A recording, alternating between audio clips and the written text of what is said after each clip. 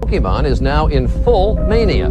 Is short for Pocket Monsters. It is a Japanese video game which invaded the U.S. last year. In the last report, the mother said these are collector's items. The kids are playing with these. I'm wondering how many parents are buying these at $6, $8 a pop and shoving them in the drawer, or putting them in the plastic cases.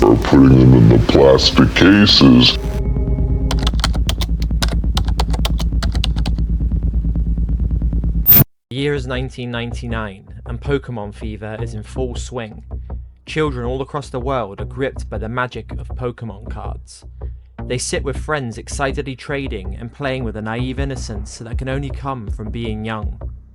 Most of them, playing without a care in the world, having no thought or concept to sleeve important cards, often leaving them loose in their pocket, slightly damaging their Charizard or Blastoise's precious holofoil each time they rubbed against each other.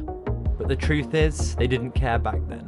Pokemon cards were just what they were meant to be, something fun. Parents are doing anything, including standing in the cold for hours to get those Pokemon presents. I'm here to get some Pokemon thing.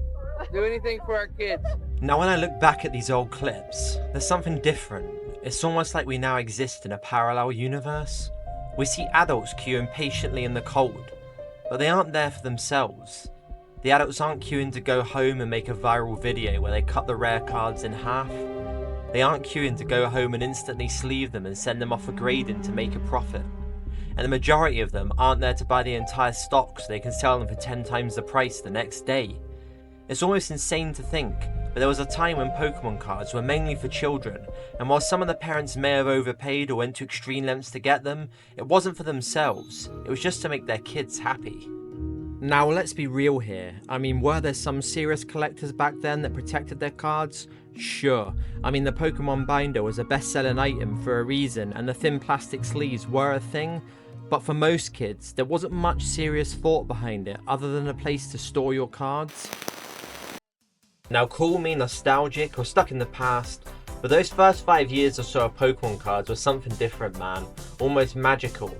This was when Pokemon cards actually had a soul. The giddy excitement you felt waiting for a new set to come out, that feeling of relief when you finally made that big trade, or even more importantly, the sense of triumph when you finally completed the entire set.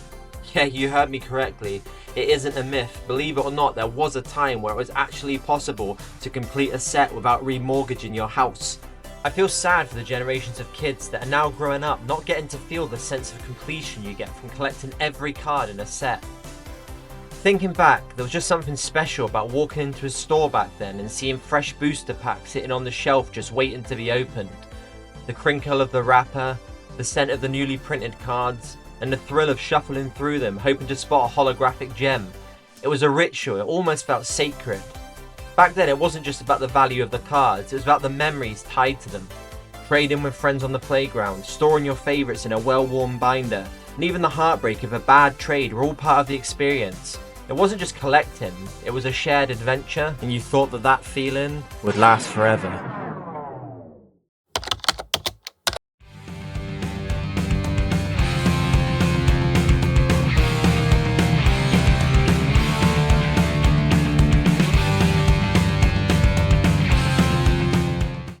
Like damn man, is this what the once great Pokemon trading card game has come to? Fully grown men beating the crap out of each other in aisles. Selfish scumbags taking entire shelves of cards in one go so nobody else gets any, and adults violently snatching cards out of little kids' hands. Ever rising prices no one could ever afford, and scalpers filling entire rooms of goods so they could control the prices and rip everyone off. Man, Pokemon cards have not only lost their soul, it's been dragged out and thrown in the damn shredder. Pokemon cards worth tens of thousands of dollars have been stolen during a string of attacks on collectible stores around Melbourne. The aim of the game is to catch them all, but now these Pokemon pinching crooks are the ones caught on camera. They just cracked down our door. These were like seasoned career criminals. They had a wheelie bin. They had this whole entire thing planned out. Racked up $26K in credit card debt in 4 months. Pregnant wife, I should say, and now she's filing for divorce. What did you jack up 26K on? Pokemon cards. Trying to buy a bunch and then sell them online, which didn't work out. Man, shit is getting wild out here. Pokemon cards have gone from something light-hearted and fun to downright nefarious. criminal gangs targeting stores to rob, people getting into huge debt and literally losing their families, fraudsters opening and resealing packs to resell the ones that don't have valuable cards in, ripping off innocent buyers just trying to take part in the hobby, absolute losers weighing packs in store just so they can get all the better cards for themselves.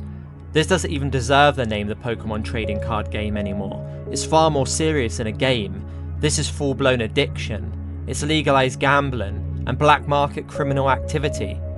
It's big Pokemon content creators hoarding packs to soullessly rip thousands of them open and discarding anything that isn't worth hundreds like worthless trash, putting on some rehearsed performance of fake excitement to their audience each time they get a hit, and to be honest, calling those big pools hits is the perfect name for them, because that's what this has become. Almost a toy equivalent of a drug. Thousands of collectors tweaking when they haven't had their fix, desperately trying to do dodgy back alley deals and spending thousands a month at a monetary loss just to get that sweet dose of dopamine from getting the next big hit.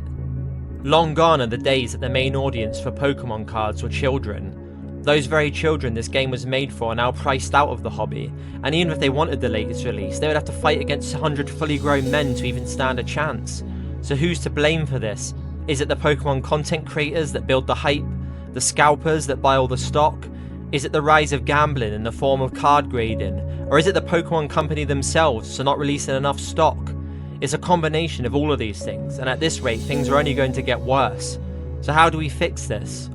Well, in my opinion, there's only one solution. In exactly the same way that happened with crypto, we need a market crash. We need Pokemon cards' values to completely crash to over half the price and hit the hoarders and scalpers where it hurts, in their pockets, and make them think twice about ever doing this again. And if you are a hoarder or a scalper, well, screw you, man. You've sucked the soul out of this franchise and made it almost impossible for any casual fan to collect, and I personally hope it all comes crashing down for you and you lose thousands. As for you normal collectors and kids around the world that enjoy this hobby, just keep going and trying your best, guys. I pray things get better for you out there. I really hope one day you can finally put that final card you've been waiting for to get into your collection and finally complete the set you've been waiting to finish. But until things get better, don't overpay and give the scalpers what they want, and be careful about buying anything from third-party sellers, because chances are they're about to rip you off. But most of all, good luck out there, guys. Try your best, and most of all, stay safe.